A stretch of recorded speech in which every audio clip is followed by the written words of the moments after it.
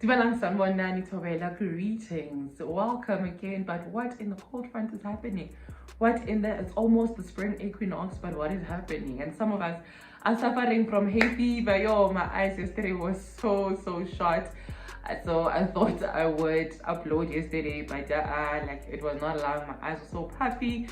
And yeah, it was just horrible, my nose running all over. So yeah, I'm glad that we are here. Welcome back again to the podcast part of what we do here, where we do true crime on Mondays and Tuesdays, or Mondays or Tuesdays.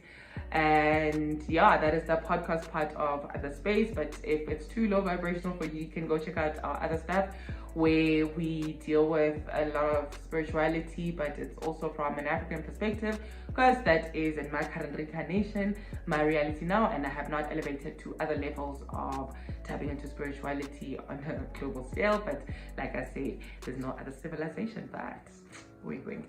But anyway, yeah, so if it's too much for you, too low vibrational, go check out our other stuff where we speak African calendar, spirituality, numerology, the moon, the sun, alignment, stellar calendars, and yeah, all the good stuff. Sometimes we do event o'clock, so we're not purely just love and light. Yeah, we do call things out and call ourselves out, myself included, on other things, especially yeah on our work, and we tend to be problems at times. But yeah, I've also moved from draping my scarf this way because that one is personal, and yeah, I just have, yeah, I don't want the religious connotation behind it, but yeah, I'll keep the scarf going, hopefully. But the background, I'll try to be consistent with that background when we're doing our true crime. But for those who are new here, yeah, you can go check out what it is we do. I think we have over 100 videos now uploaded, but yeah, go check out what it is we do. But to the current subscribers, thank you so much for the subscriptions, for the likes, the comments. Yeah, the new ones, please do subscribe if it's stuff that you resonate with. But yeah, let us get into today's episode. And before we get into it, just trigger warning. So intimate partner violence will be mentioned, control issues will be mentioned, unaliving with knives and scissors will be mentioned. What else? Yeah, so if those are triggers for you, please, yeah, go check out the other stuff that we do that is a bit more light or a bit more heavy, or yeah, if we are together. And then personally, from myself, I just like us to just be respectful in the comment section. Let us remember that these are people with real lives. These are real people with real lives and real families and real friends and real siblings and real colleagues and all of that. And yeah, some people did feel this from a personal point of view, this pain from a personal point of view. So let's just be kind. And yeah, I'd like us also to be respectful in terms of things that people cannot change, or things that how people live their lives. Or so yeah, no xenophobia, no homophobia, no sexism, or stuff like that. And I also will try to also be cognizant, because yeah, a lot of things we are unlearning as we go. So let's just be respectful in totality. Yeah, so with this one, love and light, because it is heavy stuff that we talk about, it is dark stuff that we talk about, and it is stuff where real people are still living these experiences. So today's case takes us all the way to Cape Town, where the real landowners live. But yeah, these are issues we talk about on Kasida concentration camp. But yeah, we're going all the way to Cape Town and be giving light to the case of Simnikiwe Mfengu, who was only 22 at the time that she lost her life at the hands of perpetrator Muepa Kasongo, who was only 19 years. So I usually like starting with the perpetrator and then go to our victim. So let us go to our perpetrator. Our perpetrator, he was born in South Africa in the city of Cape Town, but his parents hail all the way from the Democratic Republic of Congo and went to Cape Town, better life, I guess, for their children. So he had 3 other sisters. From the 4 children, he was the only boy, and he was second born. So he was born in 1999 in the city of Cape Town. So yeah, normal upbringing or regular upbringing. From primary school, we went to St. John Primary School, went to Maitland High School, which are all in Cape Town. Not too sure which of the subsections of Cape Town, but yeah, it was in Cape Town. You know, and he was described by a lot of people around him from high school days as well, how he was, you know, we missed him today when he was admitted at Groot Schuur Hospital oh, we miss him today, wara wara. You know, people around him would just describe him as this peaceful gent, you know, and this is a character backing up, I guess, that the social worker did on the stand in court, as well as his mother. She recalls a story where she wanted to get rid of a pest, a fly, you know, and it's like, mom, they are also God's creatures or whatever, rather open a window and let it fly out. So you see, like, he was a peaceful gent, but aren't they all when they have that behind the scenes kind of behavior? But anyway, yeah, he was born in 1999. So at the time of this crime, he was a 19-year-old boy. And yeah, so after high school, he went to go further his studies at the Cape Peninsula University, CPUT, where he studied visual art and graphic design. But he decided to change course, and then he did architecture. So yeah, he is a smart individual, we could say. Studied architecture, but he dropped out of architecture to go, because he was not coping with this online studying, because this was now in COVID times, right? So he was not coping with the online way of doing stuff, and he decided, I'm gonna go on the hustle. So while he's on the hustle, he works behind the scenes on film with the film crew. He works in modeling. So yeah, it's very nice structure, you know, the cheekbones, model, and which is where we're gonna connect how he meets now our fallen queen. And yeah, so he's working in these industries now, and yeah, even the neighbors would describe him as, you know, even financially he would be able to help, you know, if I need whatever it is, or helping with homework, my kids' homework, helped with the sisters, basically, you know. So he was this upstanding citizen. That is why, like, a lot of people are on some what the if, you know, when this happened. And then let us go to our queen now. So Simnikiwe Mfengu was also born to two parents, mom and dad, and had two other sisters. So she was born on the 29th of March in 1996, which would make her 22 years when she lost her life in 2018. Right, so so she was also a Kryptonian, also quite a lively and bubbly person, you know, from how the friends would describe her, from how the neighbors would describe her.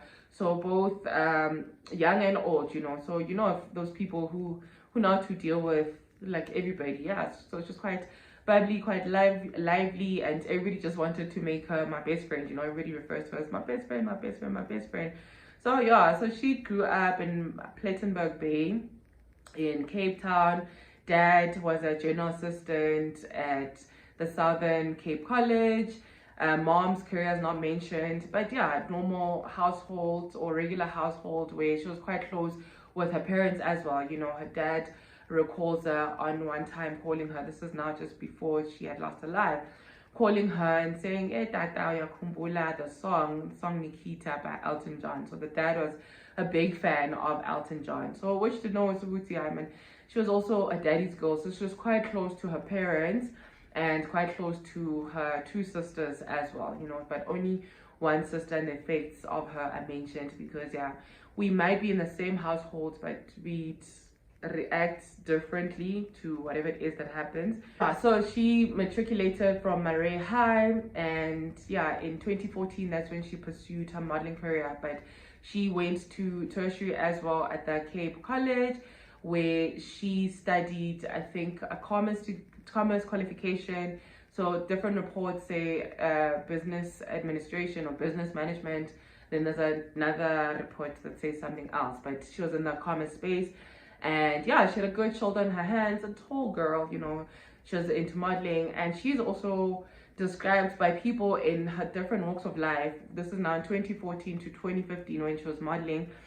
And yeah, this the agent, you know, would reflect on how she'd say, you know what, I am your money maker, I am your showstopper kind of situation, you know. And they describe how, you know, whenever she wears a certain garment, it would just be so regal. She just give it life, you know those models who are, you know. And yeah, she just had very, you know, when there's tunes, she had these prominent feature where she commands, like, look at me, commands, you know, that, you know, those people who have that aura. Yeah, so she was that girl. And yeah, a lot of people would be on some, my best friend. So she from that you can see like what kind of a person she was. You know, she was good peeps, even though like somebody would talk negatively towards her, but she'd still like wanna be in that, you know. So she was an amazing person from how they would speak about her, you know, in her spaces. But yeah, and yeah, so being that she was close to her parents as well, she'd have quite open conversations, you know, both with mom and dad. But yeah, at times, I think at a certain age, you have certain conversations with your mom or you have certain conversations with your dad. But yeah, in this modeling space now, this is where now they meet. She meets a perpetrator who was her man's at that time. And yeah, they did have like an age difference. And why I'm mentioning this, I remember this childhood friend of mine would mention how yo chomi bopen 10 yeah violent whatever, they will show you flames, you know. So not being prejudiced in that, I'm sure there's other relationships that do work out, but yeah, I just want us maybe to highlight it. But I think these are the issues that I will understand when I finally go study psychology, you know. But whatever, the how the brain works, that is my bigger understanding, you know. But I also want to study philosophy and stuff. But yeah, so yeah, it could be because maybe when you're younger you'd wanna assert dominance, especially like in the systems that we create in math or in needs to behave in a certain way, and maybe to exert your dominance, you are violent, man. Ben 10, Ben 5, relax. But yeah, this is not a significant age difference also.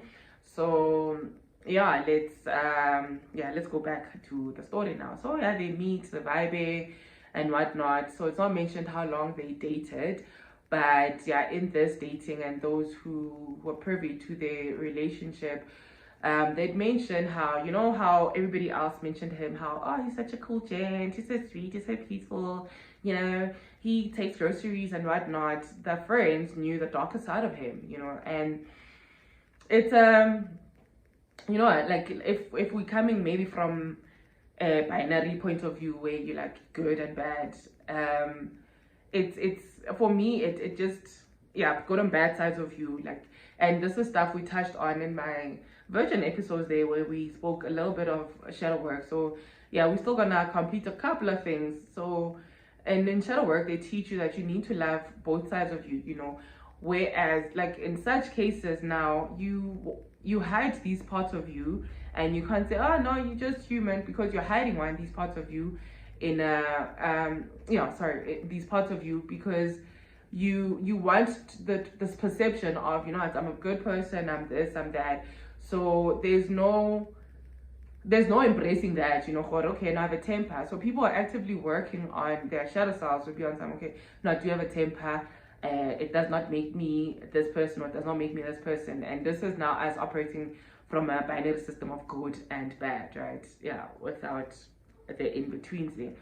So his friends or people that they'd hang with, they would describe situations where now, yeah, they'd be hosting maybe game nights or drinks nights or whatever it is, they're hosting as a couple, and now Ivele is suge, you know, where now his friends need to restrain him because he's so angry and wants to get violent with Simnikiwe, you know.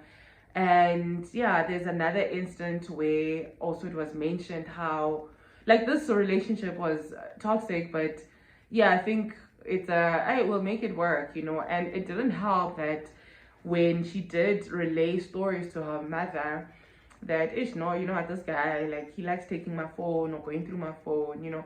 As much as I believe in not open relationship, but open cards in a relationship, as much as I believe in that, I also respect other people's privacy. So if your foundation of a relationship is don't touch my phone, or don't touch my phone to wanna invade my privacy, you have access to my phone, but don't want now to be finding certain things. But it's a thing that I've realized with a lot of cheaters. They get so obsessed with going through your phone because they know what they do back at the ranch, right? So she'd be telling her mom, man, this guy, like, he wants to control my movement, he wants to check my phone. And the mom just wrote it off as, hey, you know, as a madoda or whatever it is. But these are these systematic issues these are issues that stem from the systematic issues. Patriarchy itself is a systematic issue. I'm not coming here as feminism or whatever it is, but this is the baby. This was birthed by the system, where now you are socialized to be on some, I'm a njalo, or I'm a cheater, or whatever it is. And I don't know if she has conversations with herself where maybe she could have handled such a thing better. I definitely know, with my children or whoever child I'll be raising, whatever, or whoever's as a minor in my guardianship, or has been raised by me in my guardianship as a minor, it's like violence are tolerated, guys, and so but these are obviously girl conversations that she has with mom, that hey mommy, hey lo muntu lona. So she did become open with, I'm seeing this person, but I'm just uneasy with certain things, especially I think like people with big characters, they get so babaqindezela a lot, where the good side is you can see like a character change in that instance, So so people would report how like this guy would have blowouts, whatever it is, and he'd need to be restrained. And obviously it's what's this? Which is where also I feel why I divorced myself from religion. Why I don't like having arguments about religion, but just for one episode, or not just one for now. I want to do a rant and rave, because religion can get very dangerous, because now with the character sanitization of this person, now they want to bring back how he was raised in a Christian home, and so this is not done, and how also to sanitize himself, or maybe to save himself from the conditions where he was detained. It's the apology that comes from, because I'm religious, or may God forgive you, stuff like that. So religion can get very dangerous, but I'm leaving the religion stuff for Vent o'clock, because I just want to address certain people. But anyway, so as much as you'd feel, no morality and whatnot, but I don't think we need a certain system for control for you to be a good person, if you understand what I mean. Right. So anyway, on this, so this was the nature of the relationship, and then now she got into a point where she's doing her exit plan, which now it is reported that this is the most dangerous time when you are leaving such a relationship, whether it's because it does escalate. Sometimes it starts as emotional abuse, and then escalates, it becomes something else, but in this case already clearly they have gotten to a point where now it's physically violent. So anyway, so Simnikiwe now was working in the retail industry, but she was also able to send money home and stuff like that. So so as much as she was doing her modeling on the side, she also had like a job where she was working for Tiger Valley in the retail industry, which is now brings it to the story, where now the story comes together. So brother decides he's gonna go cheat on girl, and the girl already is know your worth kind of people, and she was like, this one is my deal breaker. So she would not give him time of day, but now he goes to a place of work, you know what they do, like the cryings or whatever it is, and she would not have it, and her colleagues will let you on some can you just vacate the premises? It even escalated to a point where the manager now needs to have this guy escorted from the premises. It's, for me, it's action consequences. If you decided to do this, and you had your own reasons, so personally, I'm not gonna make it about me, but a little bit, for me, it's you made the decision as an adult. You made this decision, so live with the consequences, in everything, action, reaction, what you put in is what you will get out. So girl decided that I don't want to hear you, but eventually I don't know, we also socialize in not try too hard, or if they try too hard, or if they show you whatever it is, whatever reasons that she had. But so on the 3rd of December now, he again forces himself in her energy space, still begging, forgive me. I don't know. Anyway, yeah, so he goes to a place in Silver Sands, and yeah, eventually he gets let in, and yeah, they talk. Eventually get a time on Simnikiwe, and yeah, they end up having a great day where he's braiding her hair, like, you know, it's lost, it's this and that, and yeah, he sleeps over now at her place. All right, so now around 9 p.m., the neighbors, actually, let's go to his version of events. His version of events is, no, they were sleeping. This is around 9 p.m. They were sleeping because he slept over, but they had such an amazing day. He was sleeping, and girl, she just lost her mind, you know. She just lost her mind and started now attacking him with a knife, where he was sticked with a knife, and then she was now looking for a pair of scissors to stick him with. That's when now he stands up and defends himself. Brother,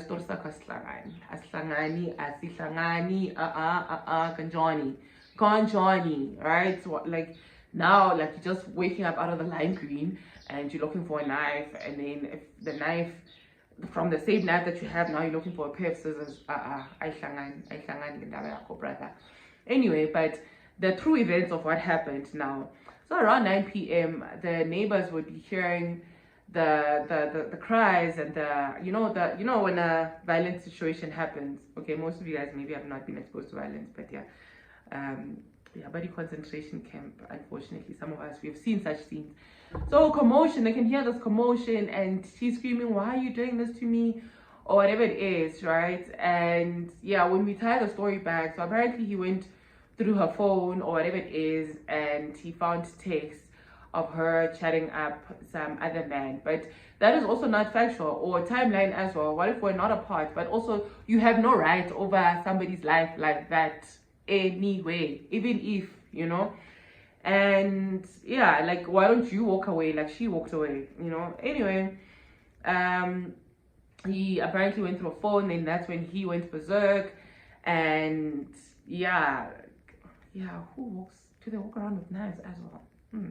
Anyway, so Simnikiwe was now it's this commotion, but she was found with 11 stab wounds, and of those 11, 6 of them were at the back. So this is not a person who was stabbing somebody, or somebody who was so enraged that they were attacking their boyfriend, or they woke up out of the lime green and attacked their boyfriend. This is a person now self-defense, because also these self-defense wounds were found, you know, on her breast, on her arm. But yeah, these wounds were on her back, on her head. Yeah, it's just a horrific scene. But now why I say this guy's story is BS. So Orige Ona, well, in other, now in court, he's now saying a bad spirit possessed him, which is now my issue again with religion. A bad spirit possessed him. He didn't know what was happening. Mara, yeah, it wasn't him, was not. He's also trying to make sense of why he acted in a way that he acted, right? And yeah, anyway, so yeah, so after this commotion, this guy, you know what he does? He locks up the bedroom. So imagine her now, this is her blood flowing. He locks up the bedroom. He goes to a friend's, not too far from there. He goes to a friend. Arobale peacefully. He cleans himself up and he sleeps peacefully. He did not go home. He sleeps peacefully, and then the next day he goes to stage and oh my god, a shock moment, you know, where now he's the one that opens and he finds a body. But because yeah, some cops, or maybe call Cape Town because that's where the real landowners live. Maybe you guys take crime seriously. I don't know. But yeah, the cops can see who acting 101A, you know. And yeah, so he was detained the next day. And yeah, so he had been in custody ever since, but I think he did get bail because there's a time when he was speaking with his mom how he wants to go to this girl's family, to Simnikiwe's family, to go apologize, basically absolve himself from his deeds, basically. So his mom, she was like, can we get give him time? So yeah, I think he was granted bail because yeah, he wanted to go do this act. Yeah, I think I'd like punch you here. I don't know if you showed up in my house. Yeah, I think I'd punch you here. But anyway, so like I was saying earlier on, that the time that you leave, so she did try to leave. So by the time that you leave, apparently that is the most dangerous time in a domestic violence situation, you know, in an intimate partner violent relationship. She did try to speak to 3 people. So one of the people was her friend's girlfriend. So you know, like a scheme and stuff like that. So a friend's girlfriend, and then the second person was a colleague, go the retail store she worked, go Tiger Valley, and then the fourth person was another friend of hers who was a police person. Yeah, those people that I don't like. So it was a police person, and yeah, so she had consulted about like how do you go about the restraining order. Does that thing actually help? Like, I feel like it aggravates the situation so badly. But yeah, so before this friend of hers could get back to her information, she would be made 3 December, where now she had lost her life, you know. But I don't know how effective that is, you know, because I've literally heard situations where let's say I kind of thing situation, you know. Anyway, back to the story. So the brother, he's in Polesmore prison, right? So his mom is pleading, like character pleading, or never hurts a fly. Literally, he'd ask me to open the window and let the fly out. How his teacher used to check up on him. Heileko hospital. Isn't Grootskier a hospital like our Stadfontein? Is it not? It would be interesting actually to find out. But I think I did read it in a book yeah. Who's that person? Yeah, but it was a queer book. Anyway, what's this? Yeah, so Ugo Polesmore, so obviously whole violent and stuff. And yeah, so his mom was pleading hore, like sentence ibe lenient, you know, and how sorry he is, and can he get a second chance? What about my kid? Second chance, because yeah, he was beaten up for like a food situation. Yeah, also prison has its own systems and isms and stuff like that, and certain rules that you need to follow, you know. And unfortunately, Polesmore prison is one of the violent ones that we have in the country, you know. And yeah, I hope I'll be able to touch on that in a non-offensive way. But anyway, Polesmore, obviously now your child's like an adult, you know. So I guess I'm not too sure what the rule is. Is it 18 or is it 21? But because of the nature of his crime, Bamo as an adult offender, right?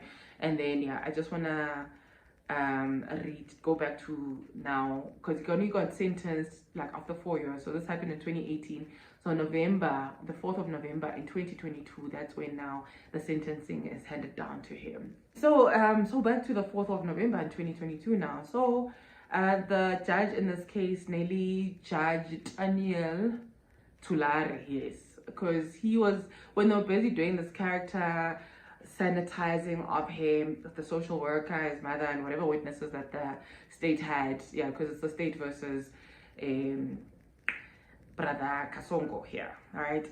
And so the judge was like, whoa, wait a minute, so are you guys you guys literally want me to override the fact that Ning when they were driving, he got violent during a driving, the friends had to intervene, they were hosting a party, the friends had to intervene, this person who'd always want to control and take the cell phone, someone about to, so stop with that BS, you know. And then sentence handed down, so those 4 counts. So the first one was assault with intent to do grievous bodily harm, and got 2 years for that. And then the second one was the theft, yeah, cell phone, because cell phone.